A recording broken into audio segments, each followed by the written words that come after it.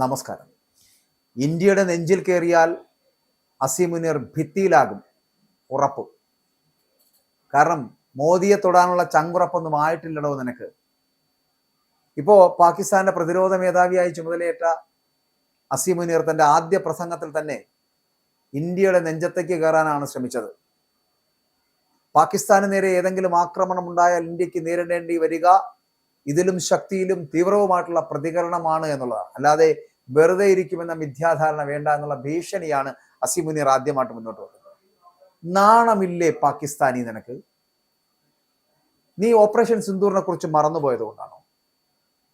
ഒരൊറ്റ രാത്രിയുടെ 1-2 മണിക്കൂറിലാണ് നീയൊക്കെ തകർന്നു പോയത് എന്ന് മറന്നു പോകരുത്. അതുകൊണ്ട് വലിയ വെല്ലുവിളികളൊന്നും ഇങ്ങോട്ട് വേണ്ട, ഭീഷണിപ്പെടുത്തലും വേണ്ട, കയ്യിൽ വെച്ചിരുന്നാൽ മതി. ഇല്ലെങ്കിൽ ഞാൻ ആദ്യം പറഞ്ഞ പോലെ നിന്റെ വെല്ലുവിളികൾ അസീം മുനീറെ നീ ഭിത്തിയിലാകാൻ വേണ്ടിയിട്ടുള്ളതാണ് എന്ന് പറയുന്നത്.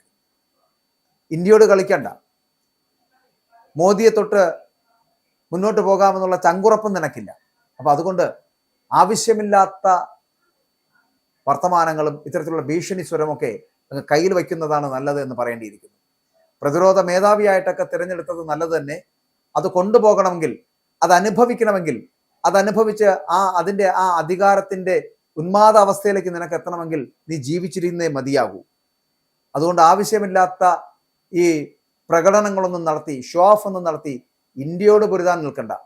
അത് നീ ഭിത്തിയിലേക്ക് പടമാകുന്നതിന് തുല്യമാകും എന്ന് പറയാതിരിക്കാൻ കഴിയില്ല. പാക് ഫീൽഡ് മാർഷൽ അസീം മുനീർ പാകിസ്ഥാന്റെ പ്രതിരോധ മേധാവിയായി ചുമതലയേറ്റതിന് ശേഷമുള്ള ആദ്യ പ്രസംഗത്തിൽ തന്നെ ഇന്ത്യക്ക് നേരെ ഒരു ഭീഷണി സന്ദേശമാണ് അയച്ചിരിക്കുന്നത്. ഇന്ത്യയുടെ ഭാഗത്ത് നിന്ന് ഭാവിയിൽ ഏതെങ്കിലും തരത്തിലുള്ള പ്രകോപനം ഉണ്ടായാൽ പാകിസ്ഥാന്റെ ഭാഗത്ത് നിന്നും കൂടുതൽ വേഗതയേറിയതും കഠിനവും തീവ്രവുമായിട്ട് തിരിച്ചടി ഉണ്ടാകുമെന്നാണ് ഈ അസീം മുനീർ എന്ന് പറയുന്ന മരമണ്ടന്റെ മുന്നറിയിപ്പ് എന്ന് പറയപ്പെടുന്നത്. പാകിസ്ഥാന്റെ പുതിയ പ്രതിരോധ സേനാ മേധാവിയായിട്ട് ചുമതലയേറ്റതിന് പിന്നാലെയായിരുന്നു അസീം മുനീറിന്റെ ആദ്യ ഭീഷണി വരുന്നത്.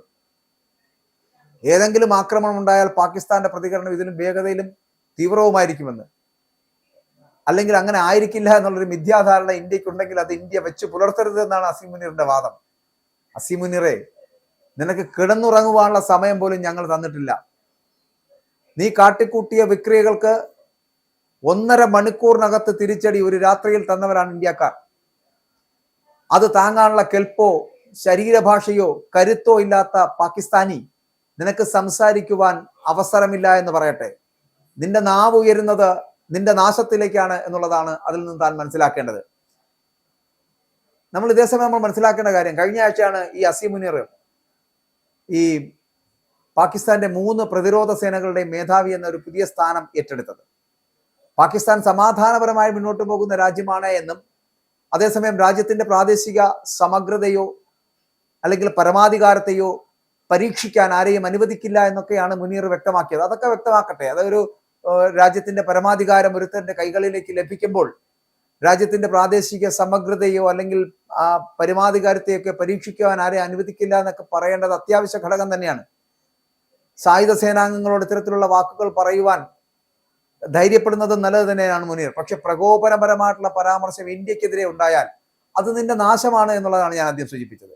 ഇന്ത്യയുടെ നെഞ്ചിൽ കയറി എന്തെങ്കിലും ചെയ്തിട്ട് പോകാമെന്ന് വിചാരിച്ചാൽ പിന്നെ പടം ഭിത്തിയിലാകുന്നത് മാത്രമേ അറിയൂ അസീം മുനീർ. അത് മറന്നു പോകരുത്. മോദിയെ തൊടാനുള്ള ഒരു ചങ്കുറപ്പിലേക്ക് നിനക്ക് ആയിട്ടില്ല, നിന്റെ രാജ്യത്തിനും ആർക്കും അതിന് കഴിയുകയുമില്ല. ആ തരത്തിൽ നിൽക്കുമ്പോൾ എന്തിനാണ് ഇത്തരത്തിലുള്ള പ്രകോപനപരമായിട്ടുള്ള സംസാരങ്ങൾ? എന്തായാലും പാകിസ്ഥാന് നേരെ ഏതെങ്കിലും ഒരു ആക്രമണം ഉണ്ടാക്കാൻ ഇന്ത്യ തയ്യാറല്ല. പക്ഷെ ഇന്ത്യക്ക് മുകളിൽ കയറി ചൊറിയാൻ വന്നാൽ പിന്നെ ഒരു നിമിഷം പോലും ഈ പറയുന്ന ഇന്ത്യ നോക്കി നിൽക്കുന്നില്ല എന്നുള്ള കാര്യം മനസ്സിലാക്കുക. ഇപ്പൊ താൻ പറഞ്ഞ ഒരു കാര്യമുണ്ട്, അല്ലെങ്കിൽ അസീം മുനീർ പറയുന്ന ഒരു വാദമുണ്ട്. അതായത് ഏതെങ്കിലും തരത്തിലൊരു ആക്രമണം ഉണ്ടായാൽ ഇതിലും ശക്തിയിലും തീവ്രവുമായിട്ടുള്ള പ്രതികരണം ഉണ്ടാകും വളരെ പെട്ടെന്ന് എന്നാണ്. അല്ലാതെ വെറുതെ ഇരിക്കുമെന്ന മിഥ്യാധാരണ വേണ്ട എന്നാണല്ലോ പറഞ്ഞിരിക്കുന്നത്. ഒരു കാര്യം ചോദിച്ചോട്ടെ, ഈ കാലങ്ങളിലൊക്കെ ഓപ്പറേഷൻ സിന്ദൂറുമായിട്ട് ബന്ധപ്പെട്ട് വരുന്ന വിഷയങ്ങളല്ലോ വലിയ ചർച്ചയായിട്ടുള്ളത്. ആ ഓപ്പറേഷൻ സിന്ദൂറിൽ എന്തുകൊണ്ടാണ് നിങ്ങൾ ഓടി ഒളിച്ചത്? എന്തുകൊണ്ടാണ് നിങ്ങൾ തോറ്റു പിന്മാറിയത്? എവിടെയെങ്കിലും നിങ്ങൾ ചിന്തിച്ചിട്ടുണ്ടോ നിങ്ങൾക്ക് എന്താണ് അബദ്ധം പറ്റിയതെന്ന്? നിങ്ങൾക്ക് ഞങ്ങളെ അല്ലെങ്കിൽ ഇന്ത്യക്കാരെ നേരിടുവാനുള്ള ശക്തിയോ കരുത്തോ ഉണ്ടോ?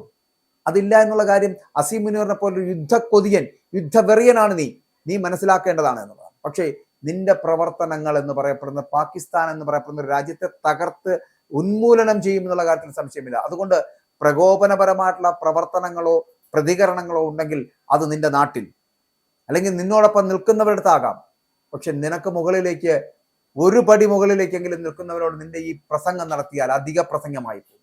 പിന്നെ നീ ഉണ്ടാകില്ല എന്നുള്ളതാണ് സത്യം. അതുകൊണ്ട് പാകിസ്ഥാന്റെ പ്രകോപനപരമായിട്ടുള്ള സമീപനങ്ങൾക്കോ അല്ലെങ്കിൽ പാകിസ്ഥാൻ ഉയർത്തുന്ന വെല്ലുവിളികൾക്കോ ഇന്ത്യ മിനക്കെടില്ല ഒരു സമയം പോലും. പക്ഷേ ഏതെങ്കിലും തരത്തിലൊരു പ്രകടനമോ പ്രതിഷേധമോ ഏതെങ്കിലും തരത്തിലുള്ള ആക്രമണമോ ഉണ്ടാക്കുവാനുള്ള സാധ്യത ഉണ്ടായാൽ പിന്നെ പാകിസ്ഥാൻ എന്ന് പറയപ്പെടുന്ന രാജ്യമോ അതിനകത്ത് അസീം മുനീർ എന്ന് പറയപ്പെടുന്ന ഒരു ഈ പറയുന്ന പ്രതിരോധ ഫീൽഡ് മാർഷലോ ഒന്നും ഉണ്ടാകില്ല. പാകിസ്ഥാന്റെ പ്രതിരോധ മേധാവിയൊക്കെ പിന്നെ എവിടെയാണ് എന്നുള്ളത് പോലും തിരിച്ചറിയാൻ കഴിയാതായി പോകും. അതുകൊണ്ട് വെറുതെ പ്രതിരോധ മേധാവിയൊക്കെ കിട്ടിയ ആ പദവിയൊക്കെ ഉപയോഗിച്ച് കുറച്ചു കാലം കൂടി ജീവനോടുകൂടി ആ ഭൂമിയിൽ ജീവിക്കുവാൻ ശ്രമിക്കുക.